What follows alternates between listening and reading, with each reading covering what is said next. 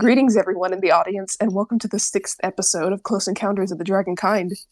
The topic of today's episode centers around breath weapons and why all dragons do not need to have a breath weapon.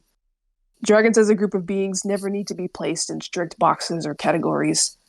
One does not need to have a certain trait or ability in order to be a valid dragon. Gatekeepers might say otherwise, though here we do not listen to gatekeepers. So before we get into the topic of this episode, I'll go ahead and introduce myself, and so will the other hosts. So, hello, my name is Lunath. I also go by Norok in the Therian community, and I am a lyco-draconic werewolf who has a deep spiritual connection to a celestial draconian being by the same name I go by. I've been in the otherkind community for about 12 years now, and yeah. Howdy, I'm Nimbus, a 19-year-old spiritual dragonkin from Texas. My pronouns are he, him, and its, and I've been awakened for about 8 years now. And I have other alter human identities, but, the dragon one is what we're focusing on. But yeah, howdy. Hi, my name is Akir. I'm a spiritual dragonkin. I awakened in 2005. I've been out of the community for a while, but I've been back since 22 and trying to find my place among the other dragons again. Yeah. Understandable. As always, during this podcast, we have a specific set of questions to help keep the conversation going. So, question number one is, what role does the presence or absence of a breath weapon play in defining a dragon? What criteria do some people wrongly believe dragons must meet to be considered true dragons?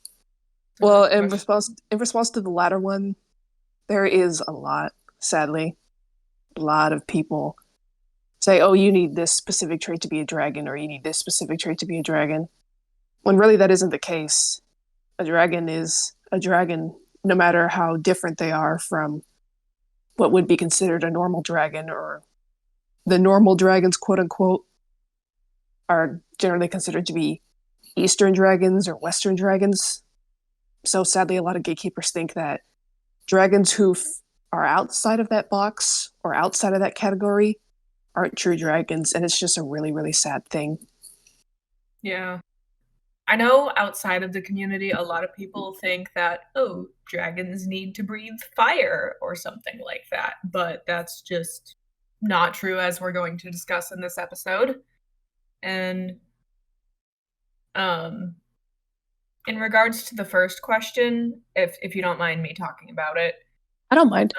All right, cool. So breath weapons don't really define a dragon at all, because there are quite a few dragons in media without them. Like if you look at or with alternative breath weapons that aren't just fire, like if you look at one of the most popular dragon-based medias, How to Train Your Dragon, there are plenty of dragons that don't breathe fire in that, and I feel like that's really helped a lot of people realize, oh, dragons don't need to breathe fire. And another popular dragon piece of dragon media, Wings of Fire, there are quite a few dragons that don't have a breath weapon at all. So that's pretty cool, I think. Oh yeah, for sure. So while having a breath weapon may make a dragon feel more connected to their draconity, so to speak, it's definitely not necessary. Definitely. I mean, we talked about this before in a different podcast episode of what is a dragon, what defines a dragon. And you always get the stereotypical answers like wings, 4 legs, and then of course breathing fire. But just like we figured out in that episode, having the ability to breathe fire or have a breath weapon doesn't mean anything. It's just something that's attributed to a draconic trait, or to, in history of humanity, to call it a draconic trait, but we know better. And dragons in ancient mythology and old mythology to begin with are already super varied. A lot of people think that Eastern dragons and stereotypical Western dragons are the only quote-unquote valid dragons, But in reality, dragons are a lot more unique. If you look at any ancient European mythology, you will see that dragons have all sorts of forms. Yeah, They're not just defined by the six-limbed fire-breathing dragon, you know? yeah. I personally, one of my favorite bits of folklore or mythology is the Prince Lindworm story. I want to say it's Welsh in origin, but that could be very wrong. I don't know. Feel free to correct me. But I like that story a lot. Yee, that's understandable.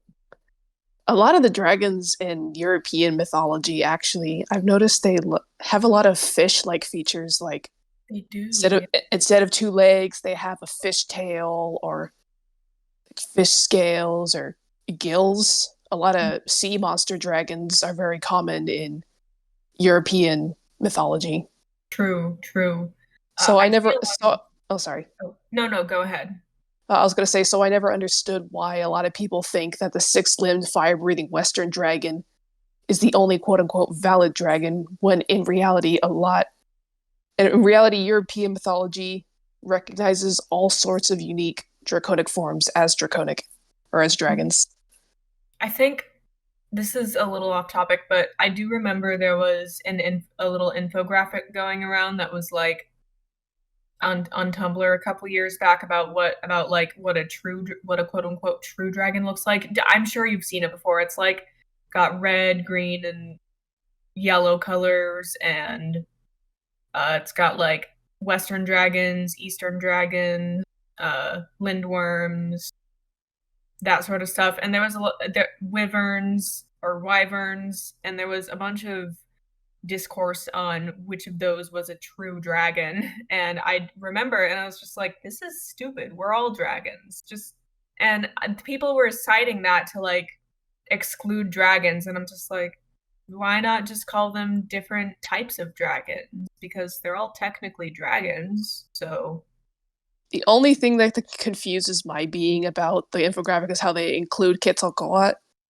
Like mhm. Quetzalcoatl is not a species; he's a Mesoamerican divinity, and as someone who works with him, I never understood Yeah. why some people just say like, "Oh, Quetzalcoatl is a type of dragon." No, he's a divinity, and the feathered serpent is only one of his forms. Ah, okay.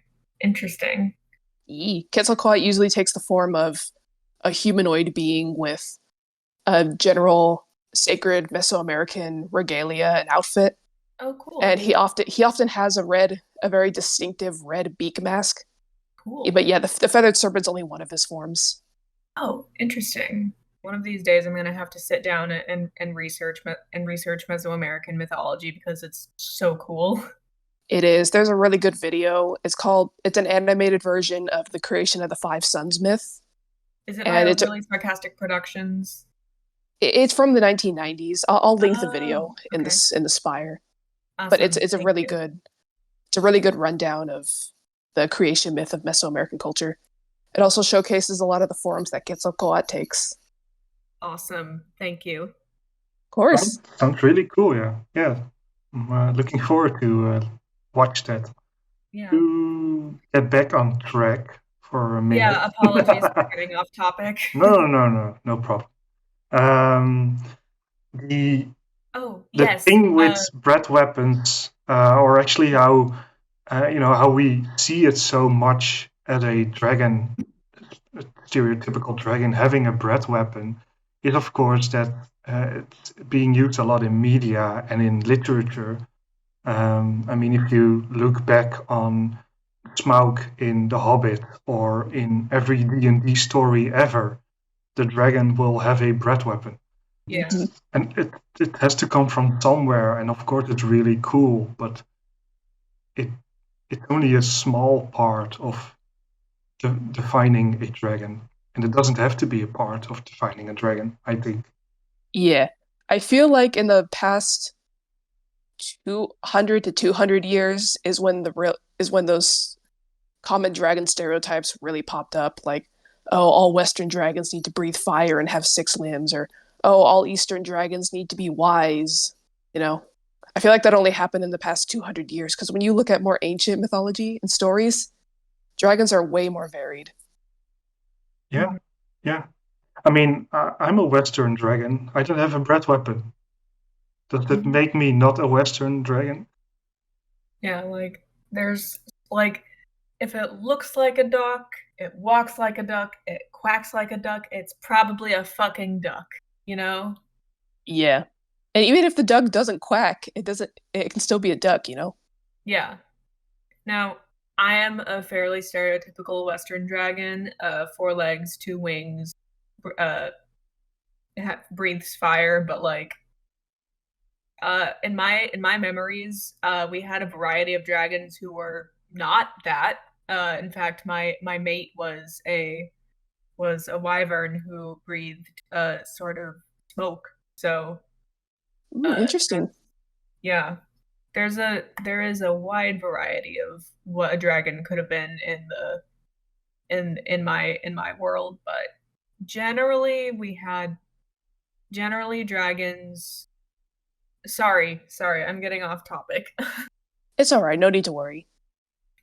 Generally, I think most of us had wings just for the sake of where we lived being the mountains and well, that may not be right. Or at least the dragons were in the region I lived in possessed wings usually, Hmm. just because it makes travel a lot easier. Yeah, that makes sense. My draconic self is very much non-traditional. She does have multiple breath weapons, though. She's very humanoid looking, has a strange anatomy, walks on two legs, and she's just not a traditional dragon whatsoever. Um, Nimbus, can I ask you a question? yeah, go ahead. How do you think your breath weapon worked? Oh, How did it feel for you? I love talking about this. Okay. So, generally, so my memories of using it are a little fuzzy as most of my past life memories are, but I feel like it was like something that started up in somewhere in the throat or chest cavity, somewhere in that region. Like that's where the spark started, so to speak. And it's possible that it was less science based and more magic based, but I remember I think so you know how crocodiles have like a sort of like flap in their throats to prevent from swallowing water? Mhm. Yep. I think we may have had one of those to like time our breath weapons properly, you know? And Understandable. Protect to like yourself against your own fire? yes, that too. Like you don't want to like swallow your fire. That would be probably not great. Yeah, it prevents the backdraft of the fire.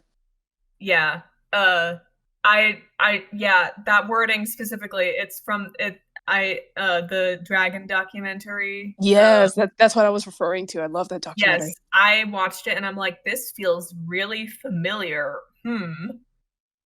And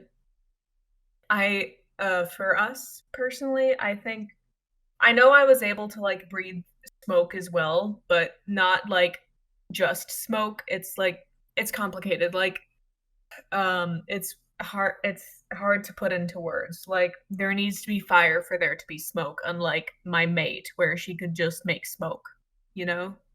And I remember in my past life um I I was a geovore, which means I was a geovore and a carnivore, which means I ate meat and minerals. And it's possible that, like in the documentary, the minerals aided in fire production, but I'm not sure. Yeah, understandable. But that's what I know so far. I'll try and figure more out You you were sometime. you were talking about the Dragons: A Fantasy Made Real Animal Planet documentary. Yes, Yeah. yes. So Okay. we kind of talked about it already, but I mean, we can expand on it. maybe there's more. Yeah. Oh yeah, we did kind of talk about it already. But yeah, I mean, yeah. Question number two is how have literary works and popular media contributed to the perception of dragons and their use of a breath weapon, both Uh, positively and negatively? yes. Okay. I I am again yapping. I am again going to yap unless one of you guys wants to go first. The only thing I'll say on my part is that D&D has definitely contributed to a lot of draconic stereotypes. Not only the breath Oh weapon yeah. thing, but I just yeah. general draconic stereotypes. D&D perpetuated a lot of that, and sadly, Yeah. those stereotypes have reflected a lot on Dragonkin. Yeah. I adore Dungeons and Dragons. It's one of my favorite activities. Very fun universe, but yeah, it very much like a lot of people see D&D and think, "Whoa, this must be like the standard for all dragons." And it's yeah. Mm-hmm. Drac brought up a very good point. D&D can be very helpful for finding your identity, but like I think it's not exactly like the fault of D&D, but it's more like the people who only consume that content and have a narrow-minded view of things, I think. Mm-hmm. Yeah, Um and on one point it really helps with Dragon's awakening, but on the other hand, it serves a negative view of dragons because D&D isn't the rule book of what we are as dragons. So it's really difficult to find that line between, okay, it's good to have this in the world and to being able to use it, but mhm. we have to make sure that we're not going to see it as a law or a rule book for ourselves. The whole all dragons need to be placed in specific categories thing has just really annoyed my being. And yes, I do.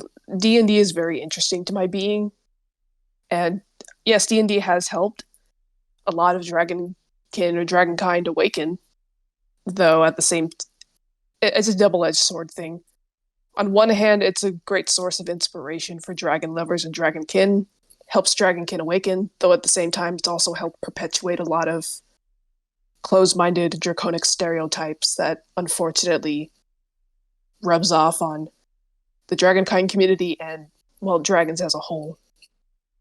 Yeah, I mean, same with what Ato said about Tolkien's dragons. Smaug is such a stereotypical dragon, and some would then go ahead and say, no, it's a wyvern.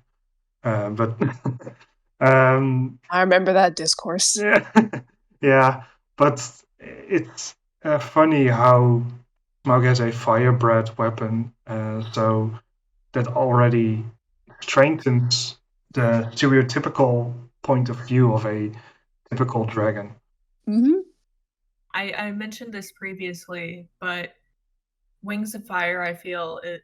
Now, Wings of Fire is about Western dragons, four legs, two wings, but not all of them have a breath weapon, and not all of them breathe fire. Um, I think most notably are like the Sea Wings, which don't have a breath weapon at all, and I think that's pretty cool. I don't, if I remember correctly, the Pantala dragons also don't have a breath weapon, so that's cool. Let's see. I remember Ice Wings breathed frost breath. The Rain Wings spat venom. I think that's it for the unique breath weapons, but it's a pretty good book series.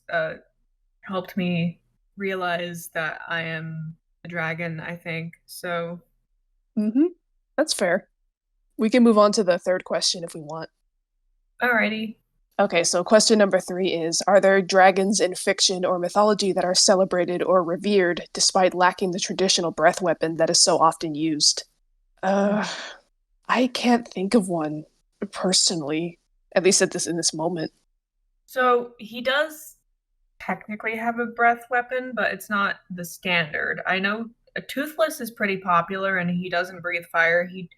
The plasma blast, it's still a breath weapon, but it's not standard, so to speak. So I think that's interesting. Yeah, Yeah. he doesn't use it that often, only like in really extreme situations when it's needed. But in general, yeah, he's Yeah. seems like a breathless dragon. So Oh, wait, does Puff the Magic Dragon have a breath weapon at all? not that I can remember. Okay, I guess Puff the Magic Dragon is one of them then. Nice, nice. Yeah, Gronkles also have to eat something before being able to uh, fire or use their breath weapon. Oh True. yeah. They have those lava blasts they get from eating rocks. I wish I could eat rocks. Same. It would totally destroy my teeth, though. Yeah. We got to stick to rock candy. Close enough. Yeah, or those like I don't remember what they're called, but there's this type of Vietnamese crystal candy. The texture is pretty good. Oh yeah. Oh, Haku from Spirited Away. There's one. Oh, nice. Yeah, and no, actually, I was thinking of Raya and the Last Dragon, but Rizu actually has a breath weapon. Oh Yeah. yeah. Oh yeah. Raya and the Last Dragon is such an underrated movie. I loved it. Shenron. There's another one. Oh, Oh, cool. nice. Are you Googling? Yes. Fair. Hmm. I have to Google. I'm cheating. Sorry. I don't know if this counts, but I don't. What do crate dragons from Star Wars count? Crate dragons? Uh, Krayt. I don't know if they're technically considered dragons or just big lizards, but I'm actually not sure what they are. I'll have to look it up. yeah, I'm like I love Star Wars. Oh, it is May the 4th today. But Dun, dun, dun, dun, dun, dun. oh, I'm getting them mixed up. They are a lot more like sandworms. I didn't realize. I know they can form like pearls in their stomachs, I think, that are sometimes used as like that are sometimes used in the place of kyber crystals and lightsabers. So that's really cool. Oh, that's interesting. I love Star Wars. Yeah, it's an interesting series. Yeah. Oh yeah, Oh, I that's unfortunately right. can't think of any other dragons Folklore, without breath weapons. never-ending story. Oh yeah. Thanks, Ato. I wanted to say, I wish I could say Draco from Dragonheart, but he breathed fire. Yeah. But he was such a big inspiration, I guess, to me. Yeah, that's understandable. We can move on to the fourth question if we don't have anything else to add. Yeah. Yeah. Okay. So question number 4 is why do Wait, some wait, dragons wait. There's another one. There's Oh, another one. oh, Oh. Blim? The dragons in the Farseer trilogy. Oh. Oh, cool. Yeah, that's an interesting addition. I'll have to look these guys up. I still have to read that, so I don't know. Understandable. I'm pretty sure in regards to what Drax said, I could have sworn Sunny couldn't breathe fire. Oh, she does? Oops, my bad. It Okay, happens. I'm just misremembering. It's been like several years since I've read Wings of Fire, so I have to look up Farseer dragons though. These guys sound cool. I understand that completely. Okay, so fourth question. Why do some dragons empathize the import or emphasize the importance of having a breath weapon? And what cultural, historical, or other influences might contribute to this belief among dragonkin? Ooh, that's a good one. Yee. If you don't mind if I go first again. Go for it. I think for some of us, it might just be like you wanting, it may be like the importance of like having a way other than like your claws and teeth to defend yourself, you know? Like it may be like in the environment I lived in as a dragon, it was very cutthroat, very dangerous. There was a lot of fights. So having a breath weapon on hand was very helpful for defending yourself. And so that might be why, personally, that's why I like having a breath weapon because it helps For me, it feels like an extra line of felt like an extra line of defense, you know? Also, it just looks cool. So I love when I design dragon characters, sometimes I give them a breath weapon, sometimes I don't. And just like them having a breath weapon just adds a little bit of extra flair for character design sometimes. So, yeah. Understandable. For me, because I don't have a breath weapon, my species didn't have a breath weapon. I was already the apex predator on my world, and I don't think I need a breath weapon to make that even more top of the food chain. But I also never, before I awakened or during awakening and finding out more memories about myself, I never had the idea that I needed a breath weapon. So the whole idea of being pressured into that or uh, needing, because I am a dragon, needing a breath weapon is quite foreign for me. It just never felt right. So I never looked into it. And although I had a few moments where I thought there was a possibility of a breath weapon, I just the second I thought of that, it didn't make sense, and I just threw away that spark of a thought. Mhm. So yeah, it's interesting to see how others deal with that. Yeah, that's understandable. I do have a breath weapon as my draconic self, as I mentioned earlier, and actually multiple breath weapons, though I I never needed them to defend myself. If anything, it's more of a cosmetic thing for my being. Like It's all sometimes right.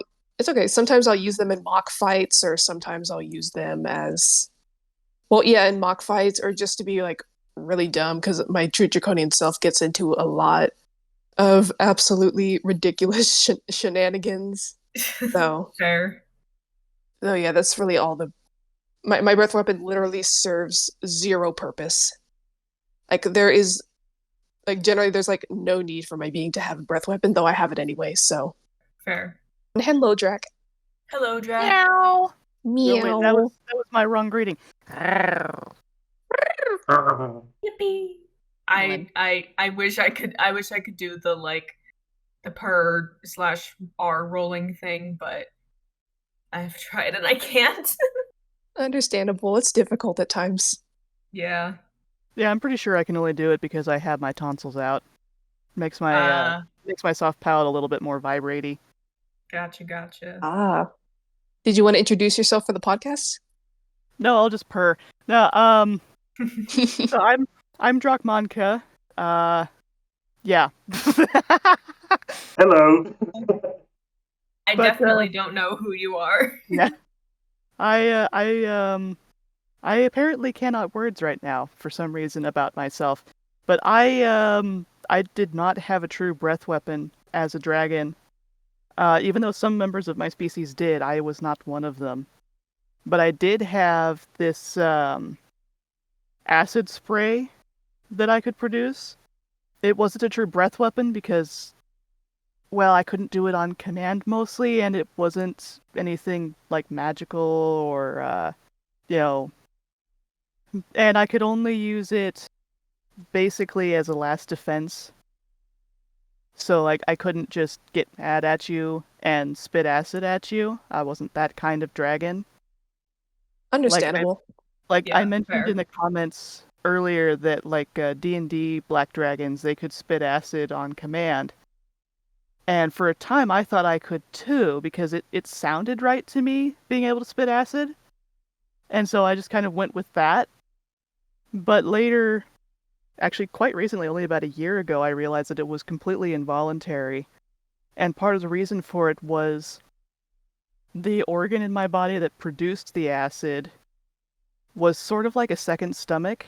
I couldn't actually like swallow anything into it, but it functioned like a stomach where trying to push things out of it took a great deal of effort. And so if I were to actually try to spray my acid, it used so much energy I could actually go blind from it. Oh, Oh. geez.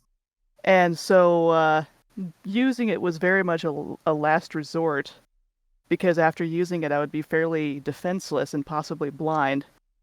And so I don't think I ever actually used it in my life as a dragon, but I had sort of an instinctive knowledge of what it was and what I could do with it. And Yeah, that's understandable. it was pretty nasty stuff. In fact, it was a little bit like we've had mention of Wings of Fire in here, the Rainwing acid. It was a lot like that. It would just kind of eat through anything organic without any way to stop it. And I think that's probably part of why it wasn't voluntary either, because if you spray someone with that, they're not going to walk away from it. Oh, geez. That's super cool. Yeah, it's very interesting. I always enjoy, I cannot emphasize this enough. I really do enjoy when others share their experiences with their draconic selves or their kin types, and I just find it endlessly fascinating. Same. We could continue to the next question because I think Drak also has a answer to that, if they want to stay. Sure. Understandable. Question number 5. Dragonkind has proven by now that this community embraces diversity and individuality by showing that a breath weapon is not necessary. How does this help with gatekeeping and elitism? I think it helps a lot, actually. Yes. Oh, You know, yeah. by being so open and welcoming everybody, the same reason why we discussed what a dragon is or what it stands for. You know, we have to look after each other. We have to be there for each other, and gatekeeping is the opposite of that.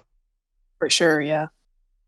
It'll just piss the elitists off immensely by, and having all the cool, unique dragons in one space and all the elitist dragons being pushed out of our cool spaces. Yeah. You don't get to have fun if you're mean. Yeah, basically. And sometimes you can't, and sometimes you can fight hate, intolerance, and just general rudeness with positivity. Maybe some elitists and gatekeepers do learn that they are in the wrong when they see how positive and accepting non-gatekeeping communities are, or when they open themselves up to new ideas, new ideologies. Yeah, I actually had that happen once. I think it was on DeviantArt back when that was the only otherkin space I knew about. Somebody said, well, all dragons have a breath weapon. If you don't have a breath weapon, you're not a dragon. And they were talking more about, I think, like in literature, like they felt if your dragons in your book don't have a breath weapon, that they're not real dragons. But they were also otherkin, so I said, well, I'm a dragon. I didn't have a breath weapon. And the response was sort of, oh, never mind. That's great. I love that. Yeah. Now I never had any sort of closed-minded views about like breath weapons, but I do remember I used to be a little closed-minded about general otherkin stuff. I used to think that you could only be otherkin if you had a past life, which is not true at all. But that was when I was like 13 or something, and people. I'm just saying, like, people can change, and I think that's pretty cool. Oh, yeah, I understand that completely. I actually think a lot of otherkin and ultrahumans have gone through somewhat of a closed-minded phase, and that's not necessary. Oh, yeah. And that's not really a bad thing as long as you learn from your experiences and recognize that having those closed-minded experiences is wrong. I think it's something like hearing both sides of the argument and then realizing that one side of the argument is kind of silly. So yeah, because everyone says things that they later regret, or thinks things that they later realize is wrong. So as long as people learn from it, and as long as they haven't actively done malicious harm to someone, I don't hold it against them. Yeah, this community is very welcoming and kind, and I love it. And sadly, a lot of Dragonkin spaces and Well, really, otherkin spaces in general can be closed-minded and toxic, so it's like endlessly important to have positive communities where others can share their experiences without judgment, you know? Yeah.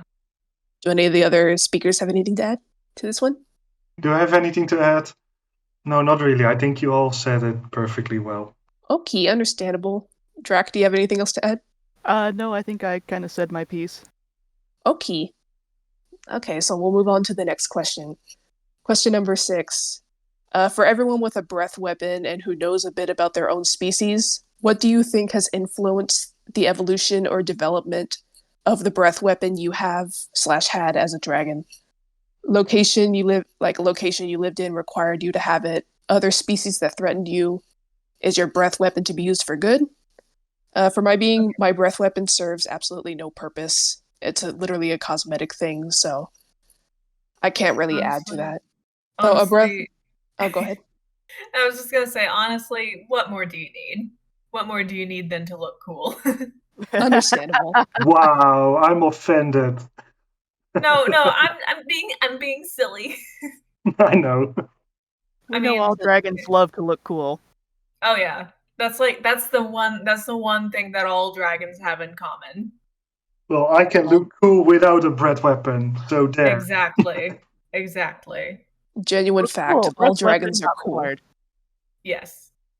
I talked about this a little bit earlier, but the environment I lived in was extremely competitive with a bunch of us competing for like food, resources, territory, etc. And also humans and dragons did not get along very well. That might have been partially my fault because I liked to steal shit from them and burn down their villages, but I'm very different now. I'm very chill now. I'm not gonna commit arson or anything, but like so we most likely developed it to like it would make I just realized something. It would make a lot of sense for like say if you were a baby dragon, you're small. And you don't really have a lot of ways to defend yourself, but if you spit fire, then you know predators and humans and stuff are probably not going to fuck with you that much. So Yee. it might have developed as a way for like young dragons to defend themselves when they can't really fight. But I meant as I mentioned though, not all dragons in my past life had a breath weapon or breathed fire. So that might be like so. What in my life I don't remember my parents, so it's possible that it was like snake parents where they just like release you into the wild to fend for yourself. But having but like being able to breathe fire was a great way to fend off like any predators or things that wanted to hurt me. So That makes sense. That's somewhat reminiscent of in Age of Fire that a baby dragon stays in the protection of their parents until they breathe their first flame because they interesting. need that protection from their parents. Interesting. I will say not all dragons did the like all right, go fend for yourself thing. We did not all of us did that form of parenting. I didn't do that form of parenting. I like to think I was a good dad. So just wanted to put that out there. Yeah, that's understandable. You know, that actually, like, on the topic of, like, dragon parenting, that would be a really good podcast topic. Ooh, Draconic yes. parenting, draconic I'll write it maternal and down. paternal instincts, and Yeah. actually draconic childhood and youth in general. I could probably talk for an hour straight on that about my species. Yeah, Fair. Oh I gosh, have I could a too. lot to talk about that, yeah. Yeah, God, I born to be a father, forced to be a teenage boy who does not want kids. Well, I'm not really a teenager anymore since I'm technically an adult, but yeah, anyways, sorry, Come on. got off topic. No worries, it's all good. Yeah. But yeah, the evolution of breath weapons and other draconic traits is really interesting to me. Actually, for the Draconic Summit, I will be doing a panel on speculative draconic biology, so that'll be very fun. Yes. I look forward to that. Yippee! I'm so excited. There are some really good messages in the chat, actually. Devwin, if I'm pronouncing that right, says one thing that does seem fairly consistent with dragons is the heavy amount we rely on our heads. So our heads contain most of our tools, weapons, senses, manipulators, etc. Which is actually really true. I never really realized that, but yeah, we use our head a lot, thankfully.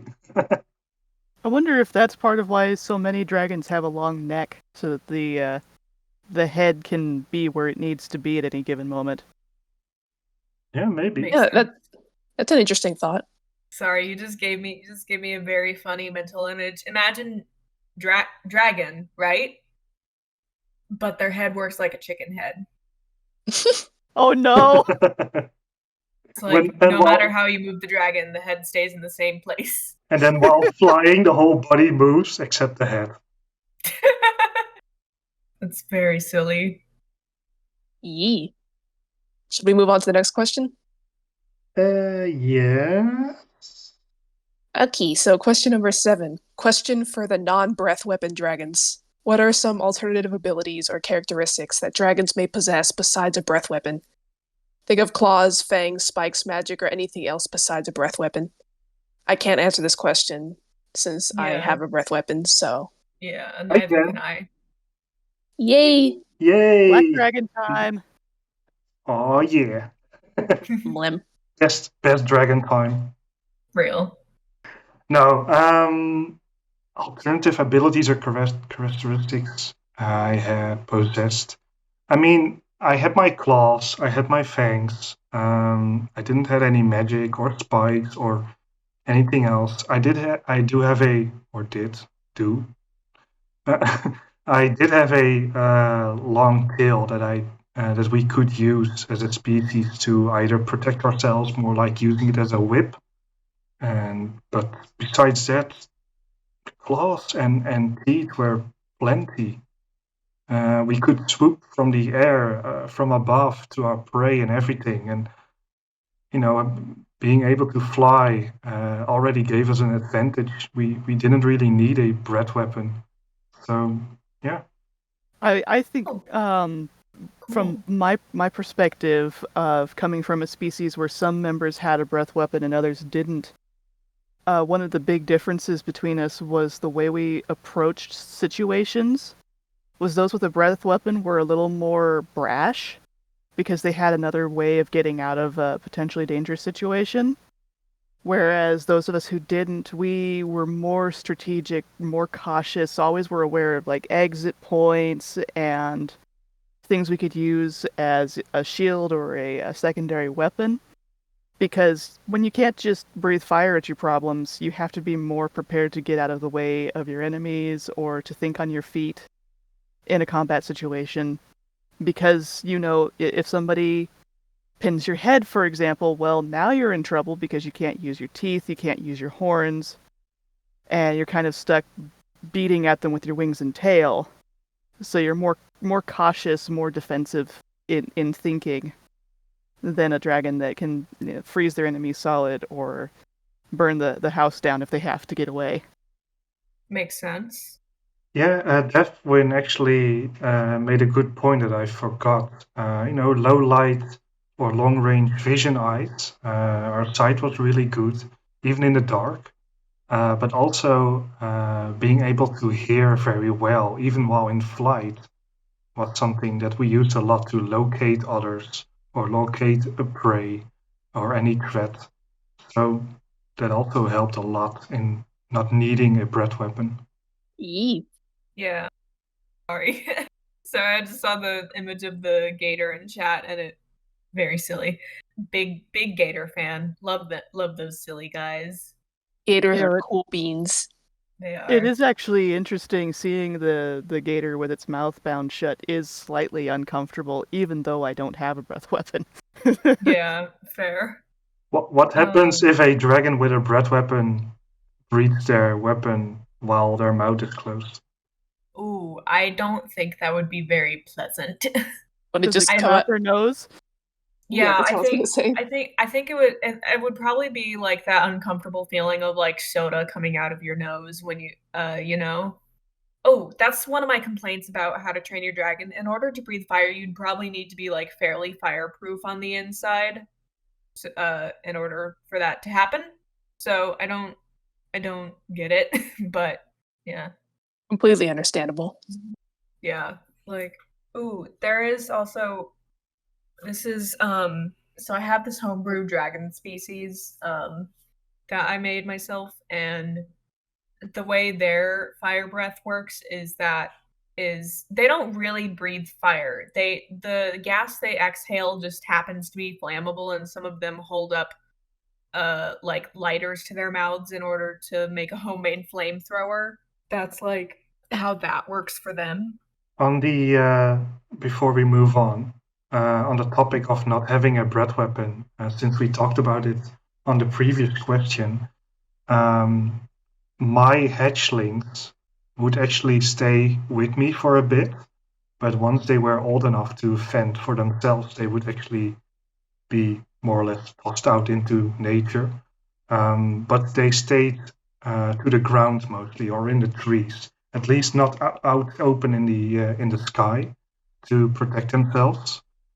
So that I guess our species evolved enough to find ways around not having a breath weapon and still being able to defend themselves when necessary.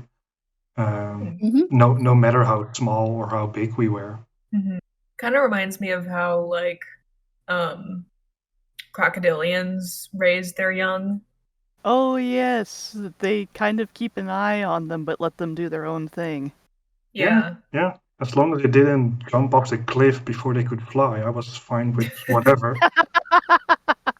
Yeah, cliff diving is not something you should do when you're a baby. I had many heart attacks. Damn.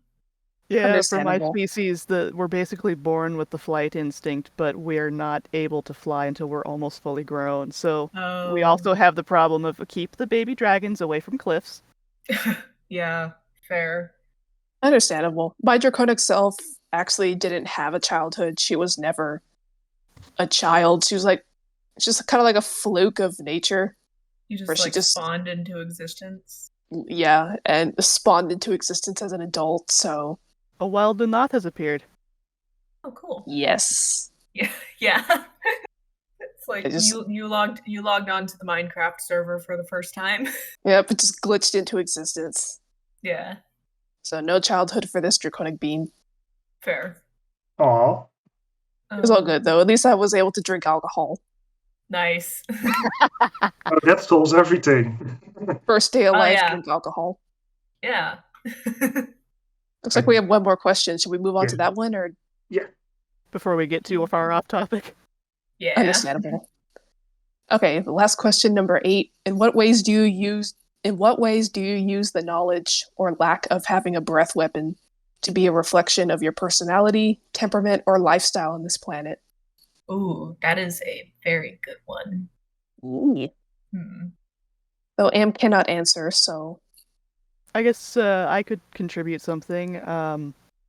One thing that I also had, in addition to my not a breath weapon, as I call it, is I had a venomous bite. And so oh, I actually have, even as a human, a very strong bite urge. If I'm mad at somebody, my knee-jerk reaction is to bite them. Mhm. mm-hmm. Thankfully, I am not venomous as a human, because otherwise I probably would be in jail right now. But I think that probably stems from the fact that, unlike a lot of dragons of my species, because most actually had a breath weapon, I have a much stronger bite urge than most because that's my main line of defense instead of having a breath weapon. I see. That makes sense. Interesting. Yeah. For me, my temperament as a human is way different from that as a dragon. As a human, I'm like extremely non-confrontational and friendly. As a dragon, I was not that. I had a very short temper, got into a lot of fights, and was just kind of grumpy all around. But I feel like as a in the modern day, I think that kind of reflects on me because like I don't get mad very easily. I'm generally very chill, and I generally when people are mean or rude, I'm just like, well, I don't know who you are, so I don't really care, you know. But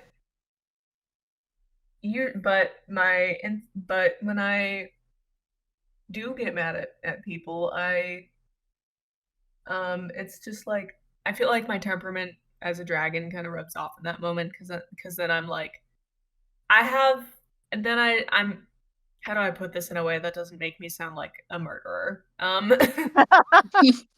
don't want to actually I don't want I to think I know what you mean. I don't want to actually kill anyone, but sometimes if I'm really pissed off at someone, I'm just like, you deserve a punch in the face, you know? I want to I mean, bite I'm your sure neck. that's very, I know that's very common among humans. That's not like an exclusively dragon thing, but like for me, it's just like as someone who is someone who has a strong sense of like justice and pride, I'm just like, I will Yeah, fight you. I will fight I you get if you. I need to. I get you. Yeah, same here. I after I bit a few people as a child, I learned how to control that because turns out humans don't like being bit by other humans. Yeah. But I still get that urge of that person deserves to have a nice chomp on their arm right now. Yeah. For me, biting can be either affectionate or aggressive, so it's 50-50 for me, but yeah. Yeah, there's a distinct difference between a nibble or a love bite or a genuine, I want to rip a piece of meat out of you bite. Yeah. Sometimes when I like to play fight with my friends sometimes, and I am not afraid to bite them if the situation calls for it. So, Yeah, that's yeah. fair.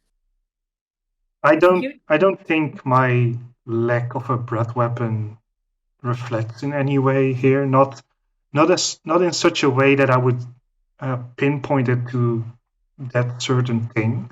I think just my entire personality is pretty much the same as I was as a dragon. So even without responding to that question, I just think my lack of a breath weapon is part of me as a personality. Doesn't really matter. It's just me. very fair. Oh, I forgot to mention. So this isn't really like a personality thing, more just a quirk. But I am. You know how in the winter when you breathe out, it produces like a fog. I love that. Yep. That's like Yes. that's me. And in terms of like the breath weapon affecting your modern mannerisms, I don't want to smoke tobacco because it smells bad, and also I don't want to fuck up my lungs. But like sometimes I'm just like, it would be so cool if I could just breathe out smoke like that. That would be really cool. But yeah, so that's like a thing. If I could smoke solely for the aesthetic and not have any of the physical ailments that come with it, that would be awesome. Oh, Davwin, is that how it's pronounced? Thank you. Cosmetic only water vapes. That sounds very fun. I will check those out. Thank you. Cause yeah, I don't want to like have messed up lungs or get a nicotine addiction or anything, but it sure does look cool. Yeah, I used to have a coworker who vaped, and I have to admit, seeing this billowing cloud come out of his mouth was kind of nostalgic. I Fair, would fair. totally do that. Breathing smoke is cool. Yeah. But having no breath weapon is cooler. Very, very fair. No, I mean, as a conclusion, it doesn't really matter what you have or don't have. Wings, a tail, 2 legs, 4 legs, breath weapon, horns. We're all in this together. We're all dragons, and we have to be here for each other. Oh yeah, absolutely. And we already established the one thing all dragons have in common is being awesome. Yep. True. Yes. Well, thank Yippee. you. Well, thank you everyone in the audience for attending this podcast episode. We always appreciate your attention, your talking points, and just you all being here. So again, thank you all for joining us for another podcast episode, and we hope to see you next time. Bye. Bye. Farewell.